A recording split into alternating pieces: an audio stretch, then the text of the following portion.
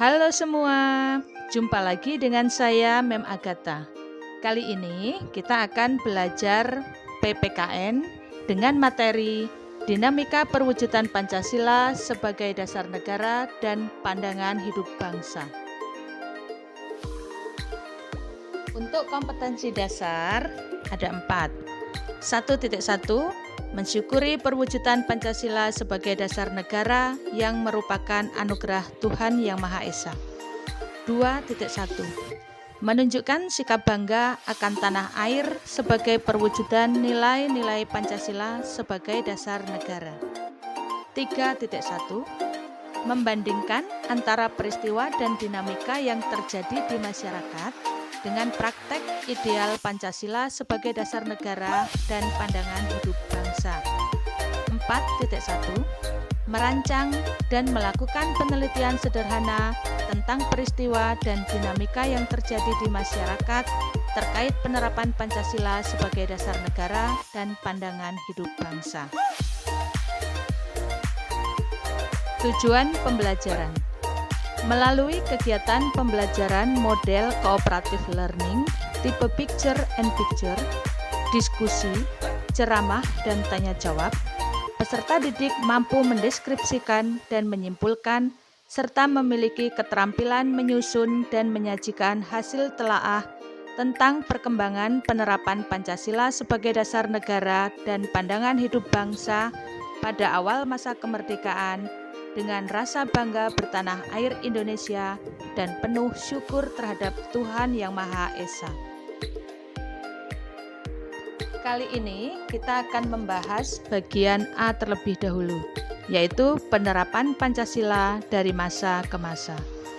Perwujudan nilai-nilai Pancasila sebagai dasar negara telah dilaksanakan sejak masa 1. Awal kemerdekaan, 2. Orde Lama, 3. Orde Baru, 4. Masa reformasi sampai sekarang. 1. Masa awal kemerdekaan. Pada periode ini ada upaya-upaya untuk mengganti Pancasila sebagai dasar negara dan penyimpangan terhadap nilai-nilai Pancasila, antara lain: A. Pemberontakan PKI, B. Pemberontakan DITII, C. Pemberontakan RMS, D. PRRI atau Permesta, E. APRA, F. Perubahan bentuk negara dari RIS menjadi NKRI. Pemberontakan PKI. Di Madiun, tanggal 18 September 1948. Dipimpin oleh Musso. Tujuannya mendirikan negara Soviet Indonesia yang berideologi komunis atau mengganti Pancasila dengan paham komunis. Pemberontakan DITII ditandai dengan didirikannya Negara Islam Indonesia atau NII. DITII dipimpin oleh Sekar Maji Marijan Kartosoewirjo pada tanggal 7 Agustus 1949. Tujuan utama didirikannya NII untuk mengganti Pancasila sebagai dasar negara dengan syariat Islam.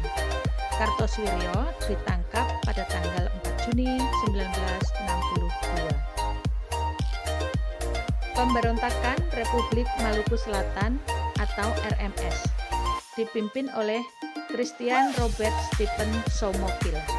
Tujuannya untuk membentuk negara sendiri. Didirikan pada tanggal 25 April 1950. Pulau-pulau besar yang dikuasai adalah Seram, Ambon, dan Buru.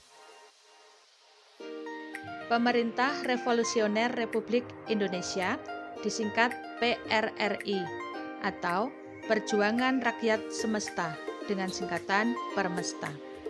Dipimpin oleh Syarifuddin Prawiranegara dan Vence Sumual.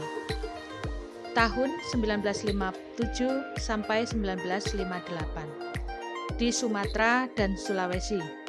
Gerakan ini merupakan bentuk koreksi untuk pemerintahan pusat yang dipimpin oleh Presiden Soekarno. Angkatan Perang Ratu Adil atau APRA merupakan milisi yang didirikan oleh Kapten Kenil Raymond Westerling tanggal 15 Januari 1949. Westerling memandang dirinya sebagai Sang Ratu Adil yang diramalkan akan membebaskan rakyat Indonesia dari tirani. Perubahan bentuk negararis menjadi NKRI, sedangkan konstitusi yang berlaku adalah UUD 1955. Berhasil melaksanakan pemilu pertama tahun 1955 yang selama ini dianggap paling demokratis. Lalu, anggota konstituante hasil pemilu tidak dapat menyusun UUD seperti yang diharapkan, sehingga terjadi krisis politik, ekonomi, dan keamanan.